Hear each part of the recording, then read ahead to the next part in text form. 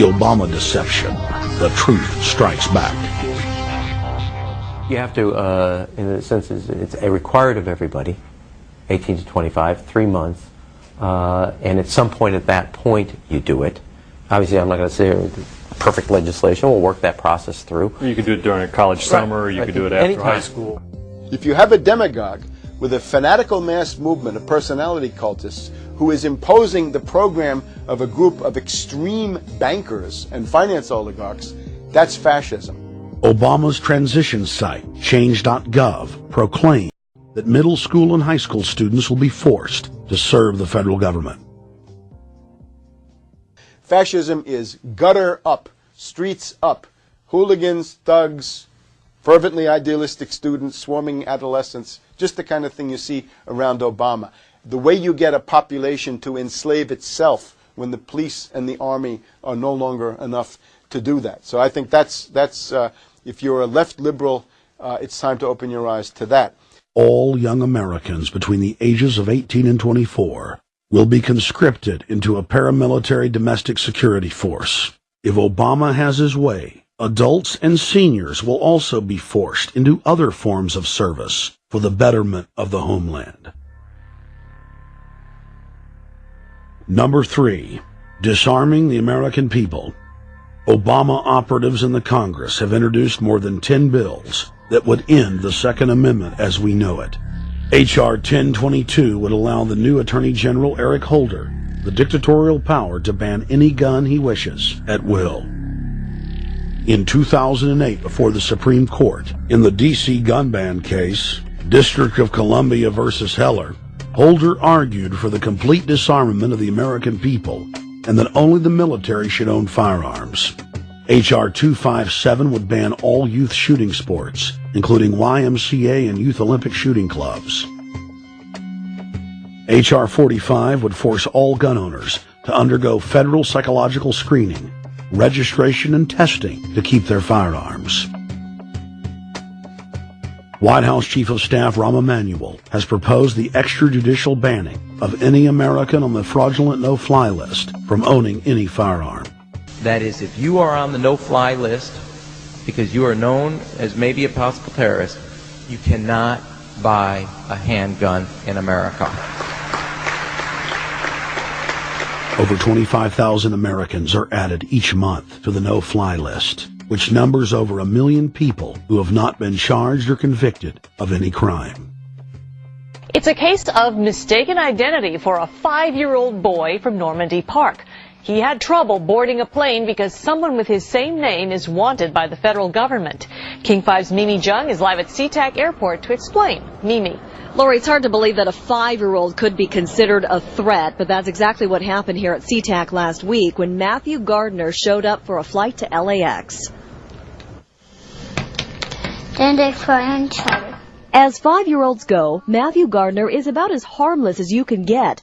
But when he and his mom checked in for their flight at SeaTac last week, Matthew was considered the criminal. If you're on that no-fly list, your access to the right to bear arms is canceled because you're not part of the American family. You don't deserve that right.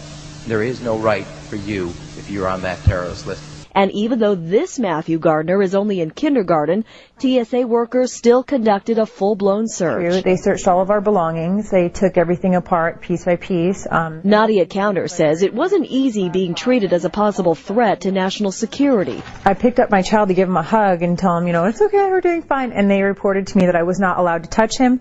He was a security risk, and they had to research me to make sure that I had not obtained any materials from him. Number 4, massive restrictions on the First Amendment guarantee of free speech. The President, Congress, and the FCC have announced plans to not only curtail speech on talk radio and newspapers, but to also regulate speech on the Internet through the Orwellian-named Fairness Doctrine. The Obama machine is also pressuring Congress to pass draconian hate speech laws that will eviscerate the First Amendment. Number 5, they plan to further federalize health care so that the government can dictate what kind of care citizens receive. Modeled after the British system, this includes rationing care and restricting what procedures the handicapped and elderly are eligible for. Number 6. Obama is already pushing to expand the Department of Defense budget and to station more U.S. troops overseas to encircle Russia, China, Iran, as well as setting up bases in Africa under the pretext of humanitarian aid, and dominate and occupy Africa through AFRICOM. So we're taking your phone call, seeing what you think of Barack H. Obama. Is he a Judas goat? Is he a front man? Is he a betrayer? Let's go to Anthony in Georgia. Anthony, what's your take on Barack Obama? They put the face of Barack Obama as part of their public relations because it's like in the old folk tales about vampires. A vampire cannot force his way into somebody's house. It's against some kind of metaphysical law. So the vampire has to persuade the resident of the household to open the door and invite him in. So they're going to look at the peephole at Barack Obama, which looks like them and appears to be on their side. They're going to say, okay, here's my ally. Let me open the door and let me let this person in. And then Barack Obama is just, of course, a front man for the American empire, where he's going to have the entire U.S. Navy, the entire U.S. Army, and the entire U.S. Marines under AFRICOM command. And, of course, he's going to turn it into a new Iraq, and he's going to turn it into a new Afghanistan. Every operation that you see going on in Iraq and Afghanistan is going to propagate to the poor countries of Africa. And well, sir, I agree with you. Sir, I agree with you. They're looking to the people. They see a handsome, smiling African face. You know, he's all, hey, I'm from Kenya. And then it's a total bait and switch. But it's the same thing here in the United States where they would get sellout Native American chiefs to sell out their people. This is the oldest trick in the book. And he can also pacify the most downtrodden minority groups in the United States. And he's saying, hey, get ready for sacrifice. Get ready to lose your standard of living. They're like, yay, I love Obama. They could never get away with this with a John McCain. Obama basically does a couple of things. One is, again, this idea, kick the Chinese out of Africa. Kick them out of Sudan where they get oil. Kick them out of Zimbabwe where they get raw materials. Start a civil war in Congo, another big source of raw materials. Al-Qaeda, an arm of the U.S. intelligence community, is now active in Algeria, Tunisia, Morocco. You've got a destabilization going on in Kenya around Odinga. That's Obama's cousin. This is a guy who has two children. They're Obama's niece and, nephew in a broad sense. And one of them is named Raul, and the other one is named Winnie, after Winnie Mandela, who did the necklacing and political assassinations in South Africa. So this Odinga is essentially a CIA destabilizing operation in Kenya, and he's got a Odinga Islamic Alliance to crush the Christians in Kenya, but this also reaches into Ethiopia, it reaches into Uganda, Congo, Tanzania, and a whole bunch of other countries in that region. So all of Africa is a battlefield in flames between the U.S. and the Chinese, with Obama leading the charge to kick the Chinese out for geopolitical reasons. Number 7, radically expand federal control over family farms and ranches through the Animal ID and Premises ID system. Number 8, accelerate the merger of the United States with Canada and Mexico under the Security and Prosperity Partnership. He is also accelerating the transfer of remaining federal authority to unelected quasi-governmental bodies like the World Trade Organization.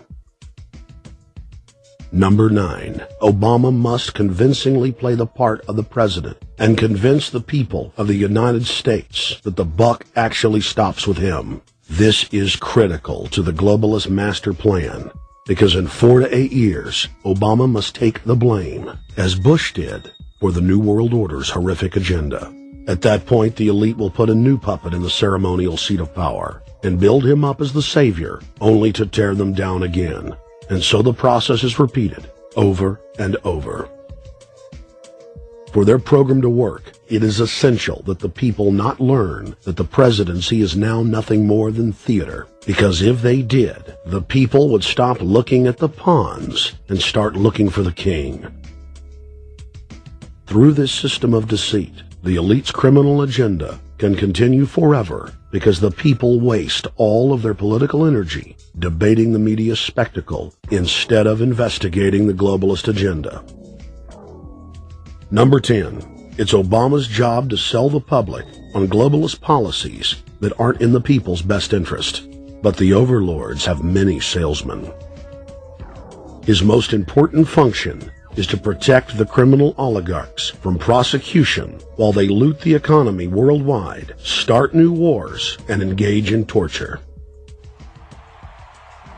They're called Generation O, and they were the key to Barack Obama's White House win. During the campaign, Barack Obama used the internet like no other candidate before him, harnessing the energy of millions of his supporters. But the question now is, what to do with this young, eager, energetic army? This gives Barack Obama and his administration contact information for so many people, so next time he needs to push his legislation, he can contact all these people.